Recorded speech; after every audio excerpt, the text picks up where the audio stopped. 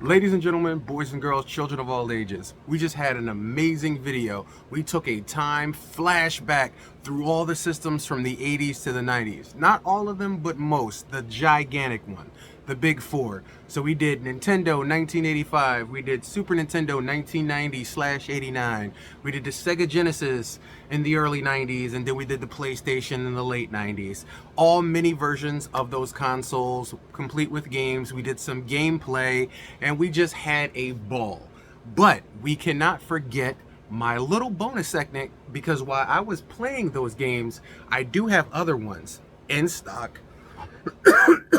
Sorry, I'm still trying to get back together again. My brother's still sick. But I have more than just those minis. I have a lot more.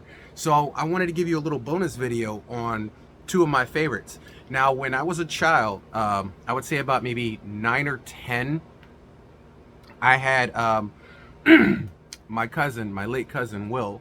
I used to go over his house all the time, and we used to bust Atari 7800 and Atari 2600. He had 2600, and he had the 7800, and we played, Galga,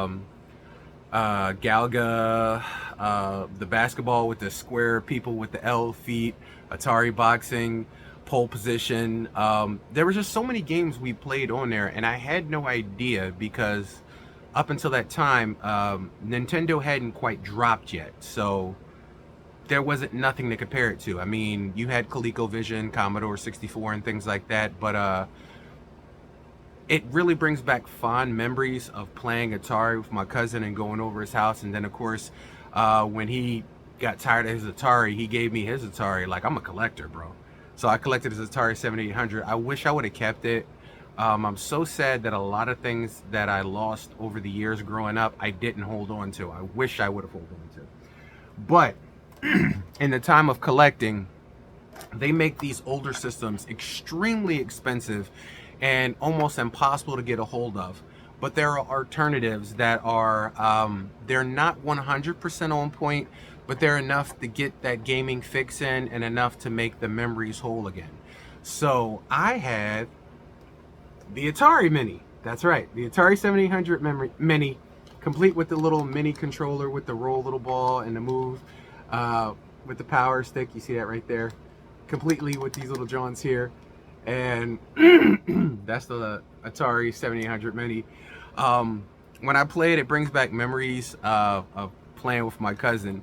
I haven't had this off my wall for probably about, honestly, I'd say about maybe 13, 14 years would be the last time I had it off my wall.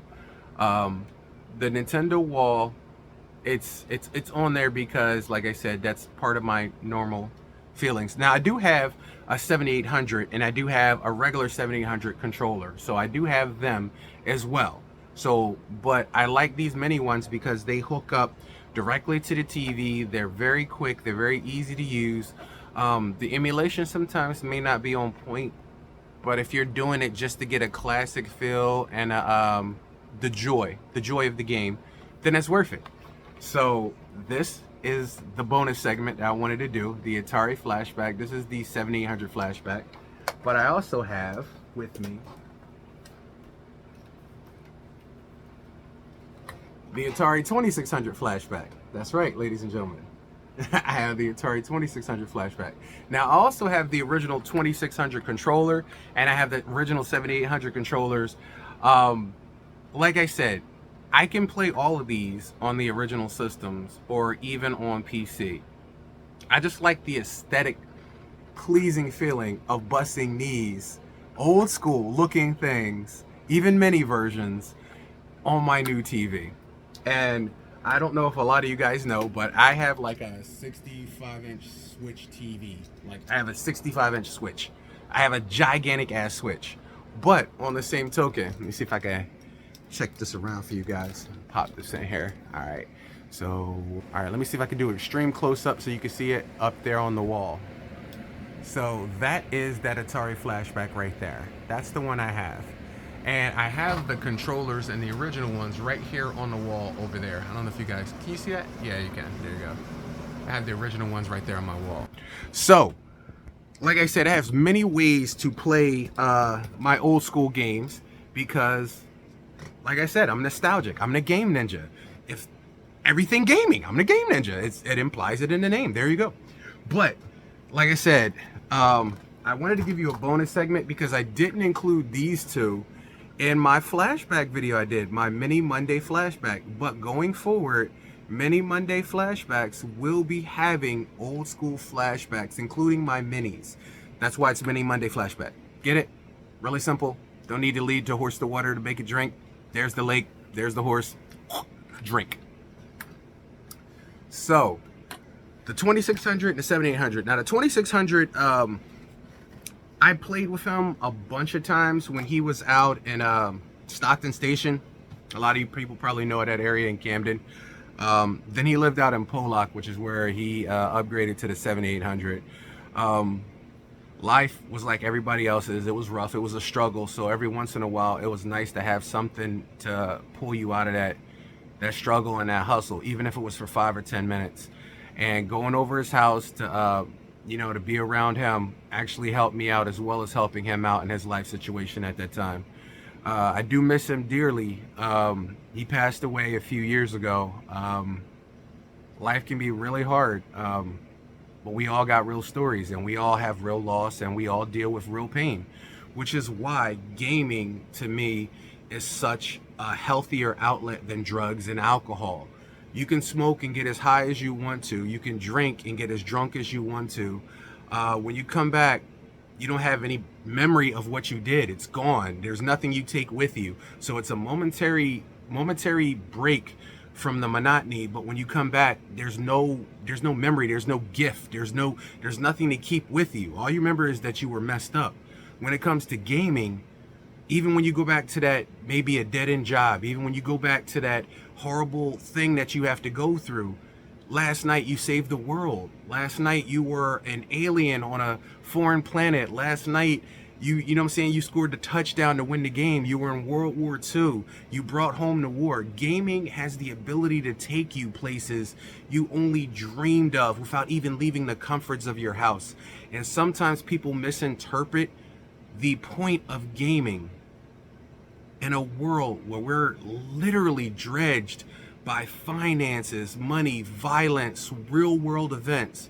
There is very little opportunity for you to take a break from the stresses in your life to the point where you're having heart attacks and strokes and you're going crazy and you're like, there's so much seriousness to life, and we understand this. And people are just like, oh, I can't play games. That's the reason why you should. You're going to be stressed out to the point where you literally go crazy and find yourself in a way and you're like, how did I get here? Gaming is one of the biggest facets in the world, the biggest probably facet in the world. It includes every form of media that you know in your entire life, and it's one of the biggest industries in the world, bigger than even Hollywood. And like I said, I am the game ninja because I game, therefore I am. When I was very young, I saw games, I was captivated by them, and I just had to have it all. I just wanted to explore every possible way to game. And I can say that I proudly achieved that, and that not every goal you set out in your life you're gonna achieve. And it's an aiming strife, and that's what I aim for. Whether it be virtual, whether it be augmented reality, whether it be digital, whether it be board game, whether it be everything, whether it be digital, visual, audio, I am into it. Gaming, even cell phone games. I've spent many of hours on Candy Crush, Soda Saga, spent hours on Mario Tour, spent hours on Angry Birds. Yeah, we've all been there. So gaming is a part of all of us. It's a part of our culture. That's why the gamer nation celebrates you. Yes, you, the gamer, the average gamer, the super gamer, the elite gamer, the crazy gamer, the look over your shoulder because you're not supposed to have it gamer. We celebrate all of you here in the Game Dojo because that is what I am about. We are about the experience of gaming. And that's the reason why you see the Xbox wall, the PlayStation wall. Let me see if I can pop you up on that one. Too close, far back. The PlayStation wall, that's why you got that wall there. That's why you got that other Nintendo wall there. There's a reason why all of this exists in this platform, in this media. because it's something I wanted, and I'm glad that I've achieved it. And you know what? It's not just a physical thing, because everything on these walls has an experience tied to it.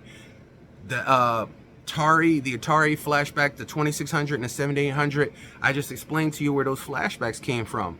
Xbox got the same flashbacks. Like, I could literally take anything off of this wall and explain to you there's a reason and experience and a time frame that I can work back to and explain where it came from and how I felt.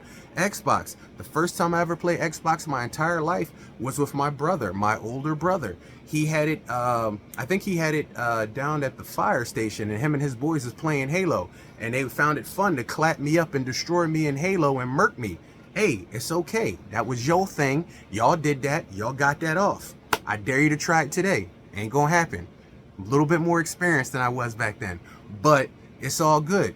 Thus, Xbox gave me that experience. It gave me that gaming experience. My first Xbox that I got, when I moved, somebody left it in an attic. I found it. Hey, I have an Xbox now. I'm busting Halo. I'm busting the Guy game, which we ain't gonna talk about those experiences.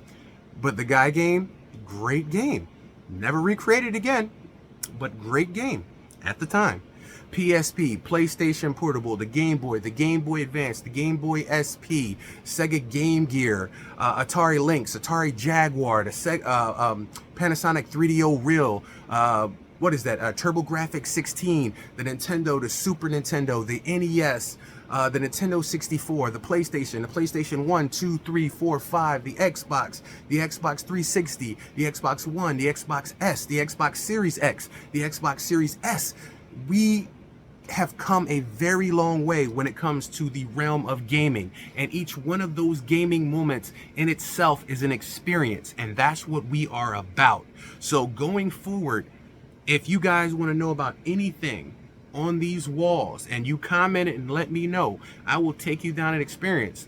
My most recent ones, I would say, is I started doing loot crates because I'm a geek bone. What do you want me to say? I'm a geek bone. I like loot crates. I like gigantic gift boxes with tons of gamer shit in it. I mean, what the hell, dude? I ain't gonna eat your lunch. That's what I'm saying. Like, this is a safe space for the common nerd, the gamer. You don't have to feel out of place here in the Game Dojo. We are part of the Gamer Nation. If you are a board gamer, hey, I celebrate you. If you play D&D, go ahead, roll them dice, level up, equip to yourself. If you are a mobile gamer, PUBG, Angry Birds, Candy Crush, Bejeweled, you can take it back to any way you want. You are a gamer. I celebrate you, the gamer. And the reason why you spend so many hours invested into those things is because it stimulates pieces of your mind, pieces of your heart, pieces of your soul. And if you do it with people, like laying in the bed or sitting around and doing something, those memories are tied to those gaming moments.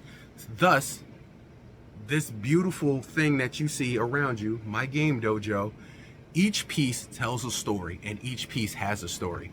And every single last piece lives within my heart. And the day that I cease and go, this will pass on to somebody else, and I hope they make their own memories with it. But I'm not going to have something that I can't enjoy. So everything you see on all these walls, I enjoy. And if I had a New Year's resolution, my last New Year's resolution was to beat more games and finish more games. And I've done that. This year, I've finished more than 27 games. I mean, played all the way through, playthroughs. I've never done that before.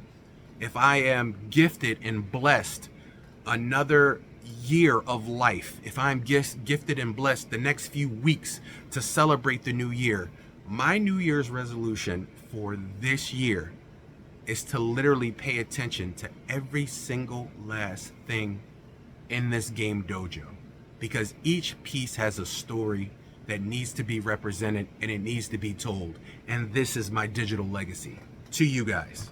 So from the Game Dojo, I am the Game Ninja. I celebrate you, the gamers. You guys are.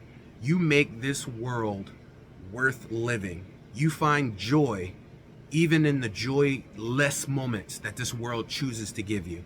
I celebrate you. I salute you, and I will see you in that digital space, that VR space, that internet. So when you come across me and I come across you, whether it be battles or whether or not we squatted up, ladies and gentlemen, I thank you for doing something that digitally changed this world.